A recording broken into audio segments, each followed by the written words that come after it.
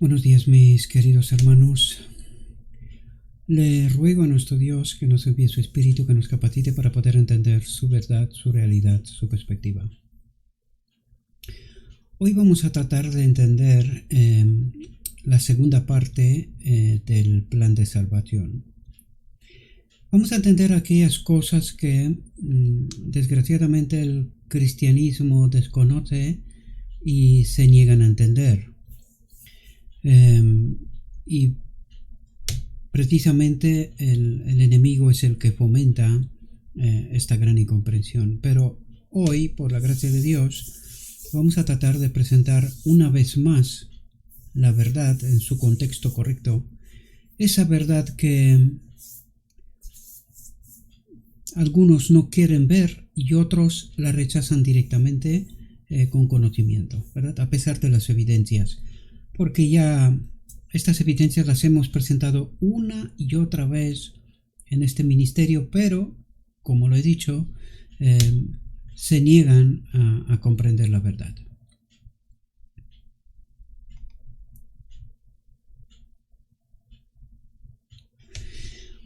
Y dice lo siguiente: al hombre caído le fue revelado el plan de sacrificio infinito por medio del cual se proveería la salvación.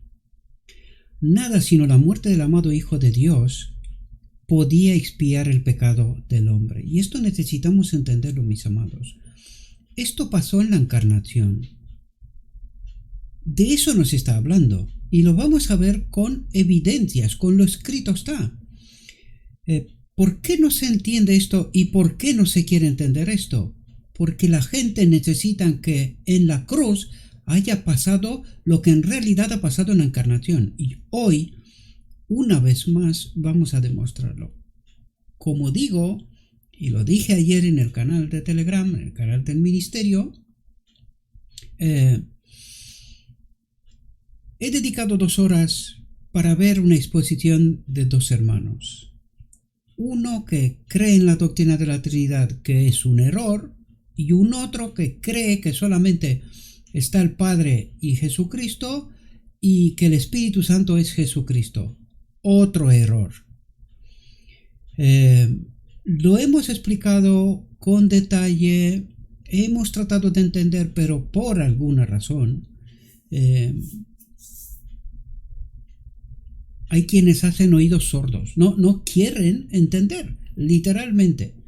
Pero hoy vamos a tratar de entender una vez más realidades que los hermanos dicen que son misterios, que no son revelados, que le pertenecen a Dios, pero que en realidad están en las Escrituras, que nosotros no queremos entender. Esto es otra cuestión. La pregunta que deberíamos de hacernos es ¿por qué no queremos entender? Si las evidencias están. Porque caminamos con un espíritu contrario. Esa es la historia y nos negamos a entender las evidencias. Pero que las evidencias están, eso está claro, porque la vamos a presentar una vez más. Tantas veces las hemos presentado en este ministerio.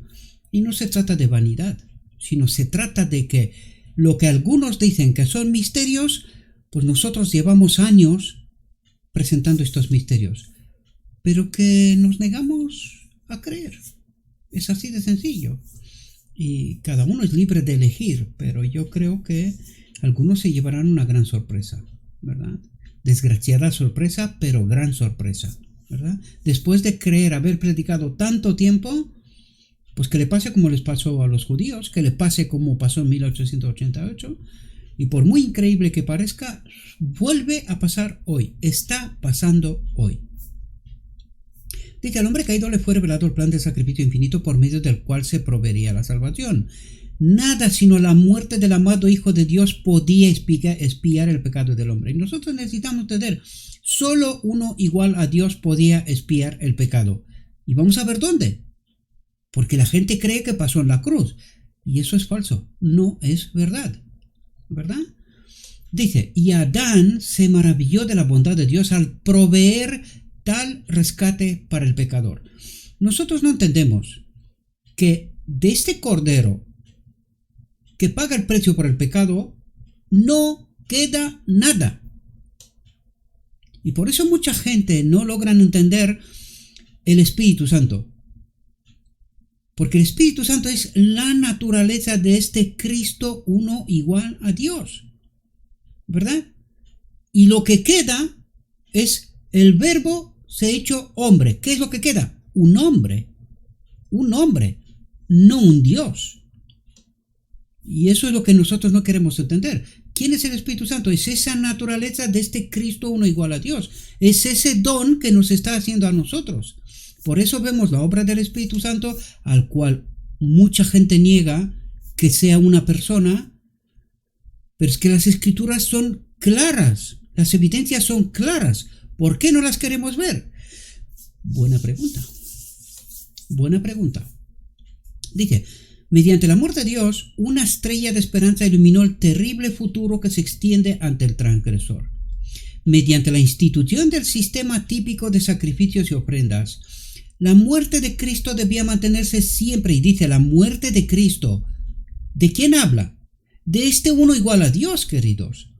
Y lo vamos a ver por el santuario, porque aquí nos habla del santuario. Dice, mediante la institución del sistema típico de sacrificios y ofrendas, la muerte de Cristo debía mantenerse siempre ante el hombre culpable para que pudiera comprender mejor la naturaleza del pecado, los resultados de la transgresión y el mérito de la ofrenda divina.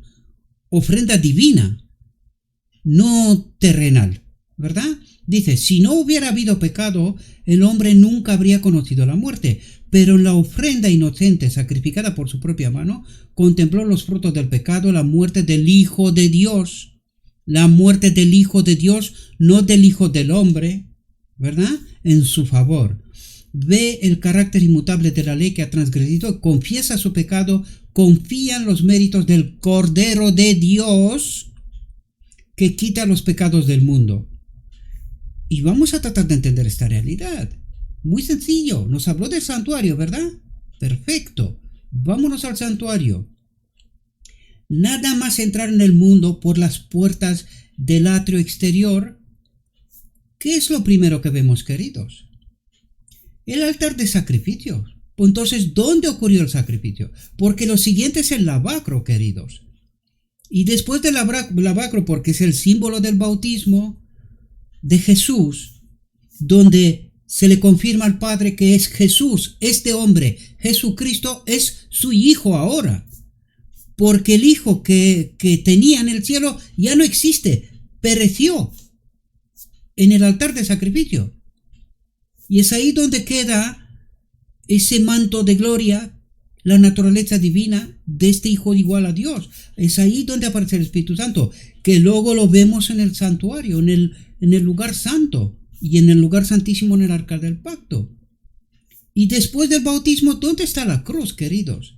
Es que nosotros nos negamos ver las evidencias, que son tan claras, está el santuario aquí.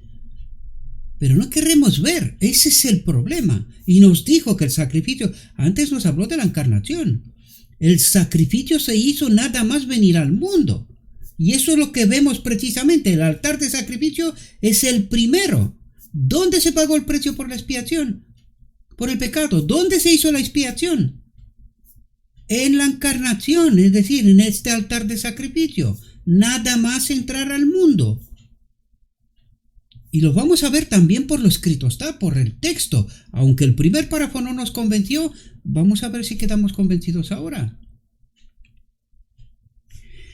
Dice, el plan de salvar a los pecadores solo por medio de Cristo era el mismo en los días de Adán, Noé, Abraham y en cada generación sucesiva que vivió antes del advenimiento de Cristo, como lo es en nuestros días.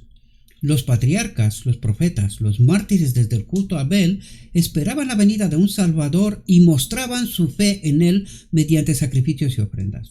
Dice, el sacrificio de los animales era una sombra de la ofrenda sin pecado del amado Hijo de Dios, no del hombre.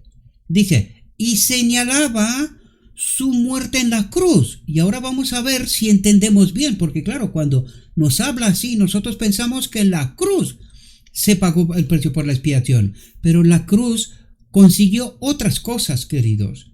Y nosotros no entendemos a pesar de las evidencias presentadas una y otra vez, ¿verdad? Dice, pero en la crucifixión el tipo se encontró con el antitipo y allí cesó el sistema típico. Bien, vamos a ir a los escritos, vamos a ver si entendemos qué pasó, si lo que acabo de deciros es verdad o es mentira. Muy sencillo. Patriarcas y profetas.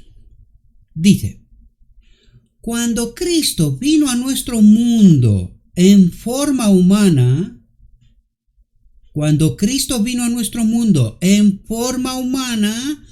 todos estaban interesados en seguirlo mientras recorría paso a paso, atentos, su sendero salpicado de sangre desde el pesebre. ¿Qué pasó en el pesebre? ¿Un sacrificio? ¿Cómo que el sendero salpicado de sangre desde el pesebre? ¿Qué pasó en el pesebre? ¿Qué sacrificio hay en el pesebre, queridos? Dije, hasta el Calvario. Hay un sendero salpicado de sangre desde el pesebre hasta el Calvario. ¿Qué sacrificio tuvo lugar en el pesebre, queridos? Es justamente lo que el santuario trata de decirnos. Nada más venir al mundo ocurrió un sacrificio. Pues esto es lo que nos está explicando. En el pesebre se hizo la expiación. Uno igual a Dios se convirtió en uno igual al hombre. Pero nosotros no queremos entender esta realidad. En el pesebre murió Dios y resucitó un hombre. O llegó a la existencia un hombre. El hombre Jesucristo. Y este hombre Jesucristo tuvo, siendo sacrificado, ¿verdad? El Hijo de Dios fue sacrificado, se convirtió el Verbo, se convirtió carne en hombre y siguió su recorrido hasta la cruz. Pero nosotros no queremos entender esta realidad, queridos, nos negamos, no queremos ver que desde el nacimiento hasta la cruz es el sacrificio total y completo del hombre Jesucristo. Entonces, se pagó, uno igual a Dios, pagó el precio por el pecado en el pesebre o en la encarnación y siguió recorriendo, el hombre Jesucristo siguió recorriendo el camino, el sendero, salpicado de sangre, hasta la cruz. Pero nosotros no queremos ver. Mi pregunta es, ¿por qué no queremos ver? Porque esa es la gran incógnita que nuestros hermanos están peleando tanto y dicen, no, Jesucristo es el Espíritu Santo. Pero ¿cómo puede ser Jesucristo el Espíritu Santo si el Espíritu Santo es igual a Dios? Es ese Cristo de antes igual a Dios. Entonces Jesucristo, por eso nosotros decimos que la expiación se hizo en la cruz. Claro, para eso necesitamos un Dios en la cruz. Pero ¿podemos nosotros matar a un Dios en la cruz? Es que eso es lo que estoy diciendo yo. Vivimos una distopía, no queremos entender la realidad. El enemigo nos ha engañado y permanecemos en el engaño. Y yo pregunto, si nosotros estamos en este engaño, ¿podemos también al mismo tiempo ser este pueblo purificado que echa fuera al enemigo? Pero ¿cómo vas a echar fuera al enemigo si en tu mente estás contaminado? ¿A quién estás creyendo? El engaño del enemigo precisamente, que en la cruz se hizo la expiación. Y eso no es verdad. No es verdad. En la cruz nosotros matamos a un hombre. Este hombre no podía hacer la expiación, pagar el precio por el pecado, porque solamente uno igual a Dios podía pagarlo. Pero no queremos entender por qué. Las evidencias están, pero somos ciegos. Y yo pregunto, si somos ciegos y engañados, ¿podemos al mismo tiempo ser este pueblo que se ha purificado y que echa fuera del campamento de Israel al enemigo y sus engaños? ¿Pueden ser las dos cosas? No puede ser. Y es justamente esto lo que el Ezequiel 9 trata de decirnos. Nosotros pensamos, igual que los judíos, que somos el pueblo de Dios, pero Cristo nos dice, vuestro Padre es otro. A Él le creéis, no a mí. Y eso es lo que está pasando, queridos. No queremos ver. Estamos con la ceguera, viviendo una distopía. Una realidad inventada. Y no sabemos lo que estamos viviendo y experimentando. Por eso no entendemos. Nuestros hermanos Siempre dicen, no, es que hay misterios de Dios que no se puede entender. ¿En serio? Pues te lo acabo de explicar.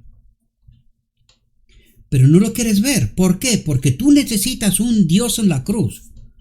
Y no se atreve nadie a predicar qué pasó de verdad en la cruz y qué pasó en el pesebre, en la encarnación. No queremos entender esto. Y a mí me importa poco que me podéis llamar como os dé la santa gana.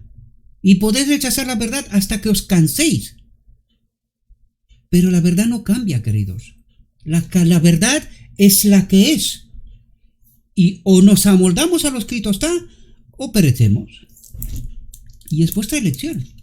Negaros a la verdad, negaros a entender quién es el Espíritu Santo, siguiendo en el engaño una y otra vez que el Espíritu Santo es Jesucristo, pues os estáis equivocando. Le representa, y el Evangelio lo dice una y otra vez, le representa a Él, pero no es Jesucristo.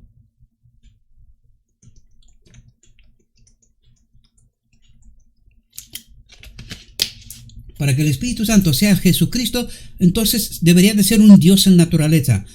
Que alguien me explique cómo muere un Dios en naturaleza en la cruz. ¿Cómo un hombre, una criatura mata a Dios en la cruz? ¿Cómo lo hace? Quiero saberlo. Porque yo no lo entiendo, no sé.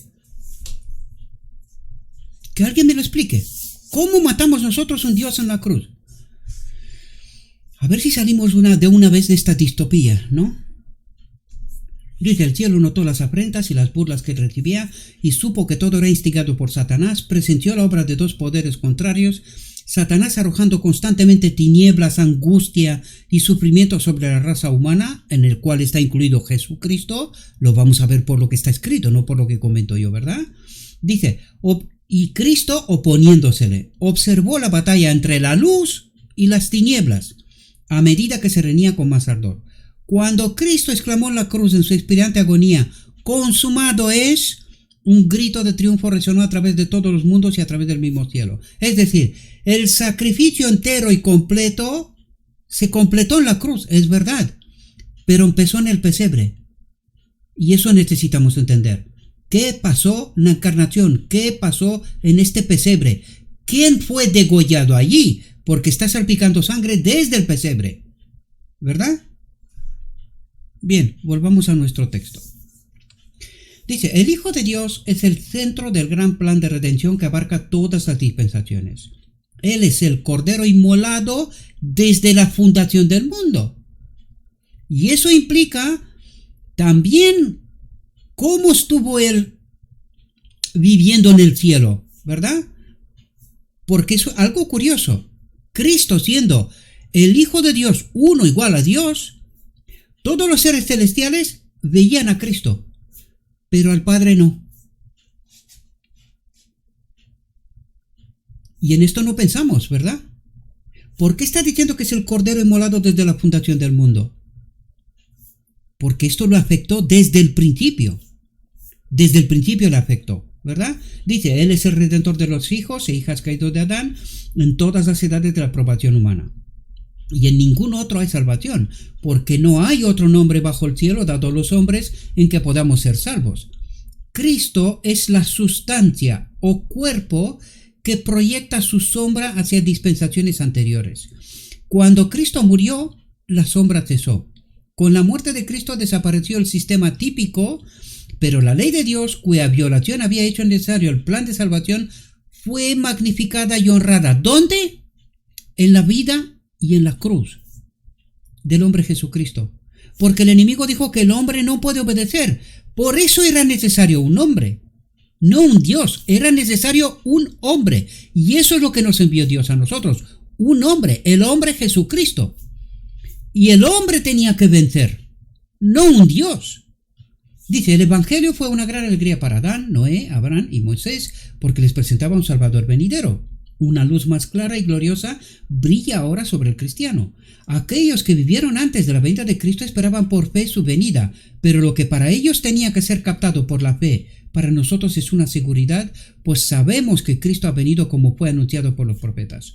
Es tan esencial para nosotros tener fe en nuestro Redentor, que vino a la tierra y murió en nuestro sacrificio, como lo era para los antiguos creer en un Redentor venidero, representado por sus ofrendas y sacrificios.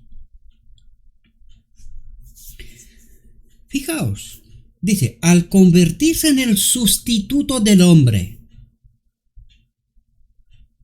el verbo se ha hecho un hombre, porque lo que era necesario en esta tierra era un hombre unido con la naturaleza divina, naturaleza que Adán perdió por separarse de Dios. Por lo tanto, no había ningún hombre sobre faz de la tierra unido o que no se haya separado de Dios. El hombre Jesucristo no estaba separado de Dios, porque eso significa pecado. Pecado es transgresión de la ley. ¿Qué significa esto? Separación de Dios. Pues Jesucristo no vino separado de Dios, sino vino unido con, por eso dije, su divinidad, que lo vamos a ver ahora, su divinidad fue arropada con humanidad. ¿Pero qué divinidad? La divinidad que tenía Adán, la que Adán perdió. Pues esa divinidad tenía el hombre Jesucristo. Dice, al convertirse en el sustituto del hombre, al soportar la maldición que debía caer sobre el hombre, Cristo se ha comprometido en nombre de la raza a mantener el honor sagrado y exaltado de la ley de su Padre. ¿Por qué era necesario un hombre? ¿Para pagar el precio por el pecado? Es que leemos y no entendemos, queridos. Leemos y no entendemos. El precio por el pecado ya fue pagado. En el pesebre, en la encarnación. Dice, vino para convencer a los hombres del pecado, que es la transgresión de la ley. Vino a convencer a los hombres que están separados de Dios. Y eso es lo que quería decirlo. Querréis el Espíritu. ¿Pero quién le entendió? No le entendió nadie, lo matamos. Si no lo entendemos ni siquiera hasta hoy, ¿verdad? Dice, y por la mediación divina, devolverlos a la obediencia de los mandamientos de Dios. ¿Por la qué? Por la mediación divina. ¿Qué mediación divina? La que él decía todo el rato, no soy yo el que hace estas obras, sino el Padre que habita en mí. ¿Cómo habita en él? ¿Cómo habitaba Dios en Adán? Por esa naturaleza divina, ¿verdad? Por esa naturaleza divina. ¿Cómo habitaba Dios el Padre en el hombre Jesucristo? Mediante el Espíritu, ¿verdad? Que nos fue concedido precisamente en la encarnación, ¿verdad? Dice, vino a convencer a los hombres del pecado, que es la transgresión de la ley, y por la mediación divina devolverlos a la obediencia de los mandamientos de Dios. Dios ha entregado el mundo a las manos de Cristo para que Él pueda vindicar completamente las demandas vinculantes de la ley y manifestar la santidad de todo principio. Y nosotros necesitamos entender, porque aquí cuando dice, vuelvo a la frase anterior, dice, y por la mediación divina devolverlos a la obediencia de los mandamientos de Dios. ¿Y qué es lo que estaba intentando el cristianismo hacer todo el rato? Unos diciendo, la ley fue colgada en la cruz. Otros diciendo, no, tenemos que obedecer porque la ley está en el día de la expiación, está en el lugar santísimo, en el arca del pacto, ¿verdad? ¿Quién nos ha engañado? A unos y a otros. Porque la pregunta que tenemos que hacernos nosotros aquí es, ¿tenemos nosotros la mediación divina para poder obedecer los mandamientos de Dios? ¿La tenemos? Si la tenemos, ¿para qué la boda del Cordero? Para eso nos escondió el enemigo la boda del Cordero, para que nosotros no entendamos para qué necesitamos la boda del Cordero y qué es lo que tiene que ocurrir ahí. ¿Y qué nos dijo el enemigo? No, hay que guardar la ley. Claro, eso pasó en 1888, cuando los hermanos Jones y Waggoner trataron de explicar, pero sin Cristo no podemos obedecer la ley, ¿verdad? Y los hermanos dijeron, no, nosotros tenemos que obedecer la ley. Claro, y rechazaron el mensaje, rechazaron la comprensión de esta mediación divina. ¿Cuál es la pelea hoy? ¿Quién es el Espíritu Santo? La misma pelea de 1888. ¿Cuál es la conclusión a la cual han llegado unos y otros? Unos, que el Espíritu Santo es uno igual a Dios. Otros, que el Espíritu Santo es Jesucristo. Una negación de esta mediación divina. Nosotros no entendimos y seguimos sin entender esta realidad. Dice, Cristo fue el heredero designado por el Padre de todas las cosas, por quien también hizo los mundos. Era el resplandor de su gloria, la imagen misma de su persona, y sostenía todas las cosas con la palabra de su poder. Poseía la excelencia y la grandeza divina. Dice, al Padre le agradó que en él habitara toda la plenitud. ¿De qué está hablando? De lo mismo que estaba hablando Jesús. No soy yo el que hace estas cosas, sino el Padre que habita en mí. ¿Cómo habita el Padre en él? ¿Qué es esa habitar a toda la plenitud? Es el Espíritu Santo. El Espíritu Santo es este Cristo, esa naturaleza de Dios que tiene todos los atributos de Dios. ¿Qué es lo que no tiene? Identidad. ¿Por qué? Porque la tiene Jesucristo. El Verbo se ha hecho carne. Ese Cristo del cielo es Jesucristo hombre ahora. Y el Espíritu Santo es la naturaleza de Dios, esa de la cual, ese manto de gloria del cual se despoja él, la encarnación, que viene siendo el Espíritu Santo. Por eso lo vemos en el lugar santo. Por eso lo vemos separado en la mesa de los panes, que representa el trono de Dios, en el lugar santo, rodeada de dos coronas, una dentro de la otra, y representa al Padre y al Hijo, ¿verdad? Y enfrente, en la lámpara también de oro, símbolo de divinidad, el Espíritu Santo. Pero nosotros nos negamos ante las evidencias, queridos. Negamos las evidencias. No queremos entender. En el trono está el Padre y el Hijo, correcto, pero también está el Espíritu Santo, un otro ser, con su propia personalidad, con su propia obra, ¿verdad? ¿Qué obra? Que la dirige el Padre y Jesucristo desde el trono del universo, ¿no? De eso estamos hablando. Pero no podemos decir que la lámpara está también en la mesa de los panes. Es que no puede ser. No puede ser. Y de hecho, nosotros, vamos a ver, ¿qué pasó con Adán cuando se separó de la naturaleza divina? ¿Qué debería de pasar? Morir. Y nosotros decimos que Jesucristo se puede separar de la naturaleza divina. Entonces, ¿qué es lo que tenemos en el lugar santísimo en el cielo? ¿Un muerto? Es que no nos damos cuenta de lo absurdo que estamos diciendo. Jesucristo tiene su naturaleza, que es esa influencia del Espíritu, de esa vida que Él nos la regaló y de la cual Él es el primer beneficiario. Pero no queremos entender la realidad, ¿verdad? Debemos de ver el cuadro completo, no tomar solamente partes de verdad. Es así como nos engaña el enemigo, ¿verdad? Obviando textos claros que nos dice que el Espíritu Santo es un ser, tiene personalidad. Pero no queremos entender. Unos dicen que es un Dios igual a Dios, pero ¿dónde va a ser igual a Dios? ¿La mesa de los panes está el Espíritu Santo allí? No, queridos, está en el trono del universo, está el Padre y el Hijo, y la lámpara está enfrente, ¿verdad? Pero no queremos entender la realidad, desgraciadamente, ¿verdad?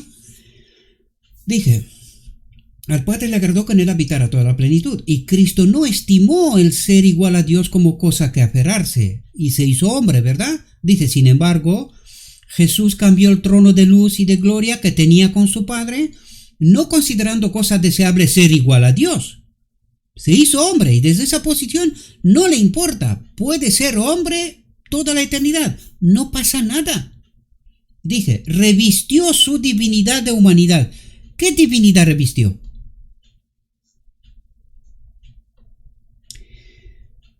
Eso sí que es un problema que necesitamos entender. Pero Jesucristo no puede ser diferente al Adán, porque si hubiese sido diferente al Adán, el primero que se hubiese quejado hubiese sido el enemigo. Pero el enemigo lo reconoció como hombre. Es más, lo vamos a ver ahora, se alegró que vino como hombre, porque creía que lo va a vencer. Solo nosotros creemos que Él es un Dios. Sí es Dios, pero por decreto, no por naturaleza, ¿verdad? El enemigo sí sabe muy bien quién es. Los que no sabemos somos nosotros. Dice, vino del cielo a la tierra, revistió su divinidad de humanidad. Es decir, lo que trata de decirnos es que Él sí estaba unido con la naturaleza divina como Adán. Él no estaba separado de Dios. Por eso precisamente era necesario que venga un hombre unido con esta naturaleza divina. como estaba Adán en Edén, y recorrer ese camino y ser vencedor. El enemigo dijo, no, un hombre no puede obedecer la ley. Pues el hombre Jesucristo sí, lo consiguió, lo venció, ¿verdad?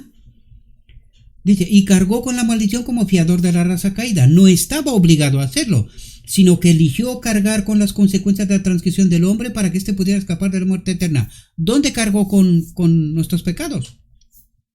En el pesebre.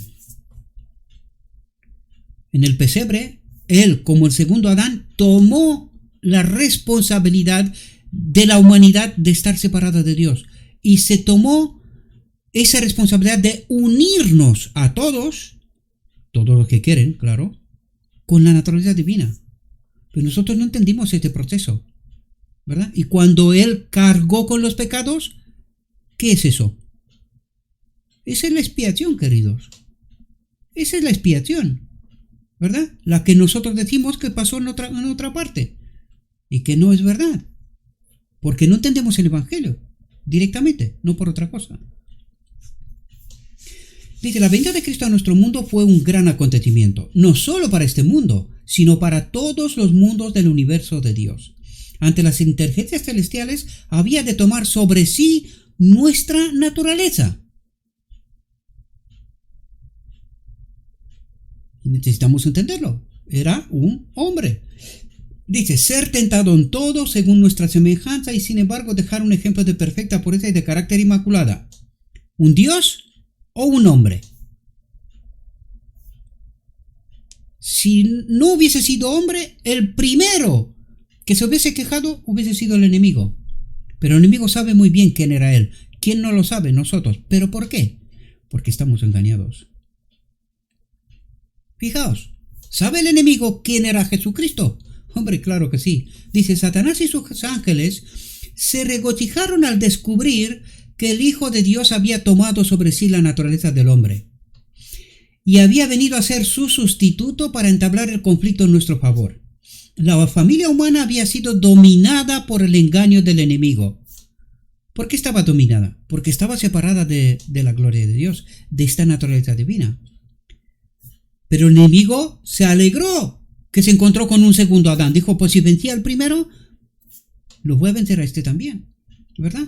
Dice, porque todos han pecado y están destituidos de la gloria de Dios. Dice, y el enemigo esperaba que Cristo también se convirtiera en víctima de sus seguidoras artimañas. ¿Reconoció el enemigo que Jesucristo era un hombre? Hombre, claro que sí.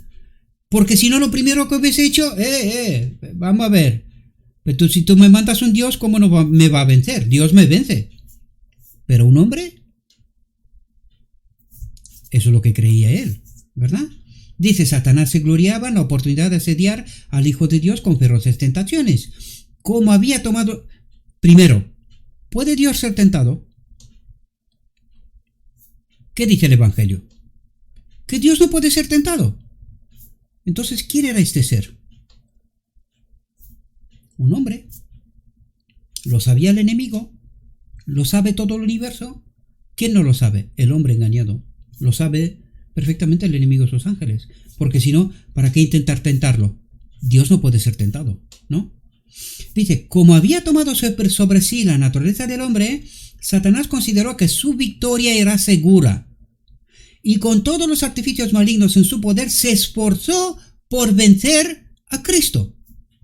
Dice, la firme resistencia de Cristo a las tentaciones del enemigo llevó a toda la confederación del mal a la guerra contra él. Toda la confederación del mal a la guerra contra él. No creo que tenemos idea de lo que esto significa, ¿verdad? Dice, hombres y ángeles malignos unieron sus fuerzas contra el príncipe de la paz. ¿Quién? Hombres. ¿Pero por qué los hombres? Porque estaban bajo el dominio del enemigo. Estamos bajo el dominio del enemigo. Mientras no decidimos salir, estamos bajo su dominio. ¿Por qué no entendemos el Evangelio? Por la misma razón que Jesucristo les dijo a los judíos, vuestro padre es el enemigo, pero no lo sabéis. Vosotros a él le creéis, ¿verdad? ¿Por qué? Pues porque no conocemos al Padre y a Jesucristo, ¿verdad? Dice, las cuestiones en juego estaban más allá de la comprensión de los hombres. Y por eso lo matamos, por eso lo crucificamos. Porque las cuestiones en juego estaban más allá de lo que nosotros podíamos entender. ¿Y qué no entendimos? Que Él vino a compartir con nosotros la gloria de Dios. Esa vida de la cual se despojó en la encarnación, ¿verdad? Y que estaba en Él y que la quería compartir con nosotros. ¿Pero entendimos nosotros? No. Y hoy, menos. Mientras creemos tener la luz, seguimos en la oscuridad. Yo he tratado de ayudar, pero honestamente, me estoy enfriando, cada vez más me enfrío. Llego hasta el punto donde Jesús miró a Jerusalén y lloró. Es que no te queda otra. Llegas a un punto donde o te mueres de depresión, porque miras lo que está pasando a tu alrededor y dices, no me lo puedo creer. Es que no me lo puedo creer. Entras en una depresión, que es lo que estoy experimentando hace mucho tiempo. O sea, digo, Señor, me estoy volviendo loco. Creo que 1000 veces me he preguntado, Señor, ¿estoy yo equivocado? Y cada vez que me he planteado que estoy equivocado, Dios me ha sacado los textos por delante y me ha dicho, no lo estás. Está escrito, no lo estás. Y me pregunto, Señor, ¿y por qué no me entienden?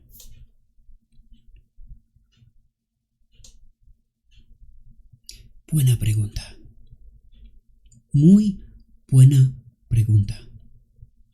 Que cada uno de los que escuchéis deberíais de haceros preguntas, queridos. Porque nos pasa como los judíos, creemos estar en posesión de la verdad, pero yo creo que estamos en un engaño, en una distopía, lo he dicho muchas veces, muchísimas, más de lo que me encantaría, mucho más.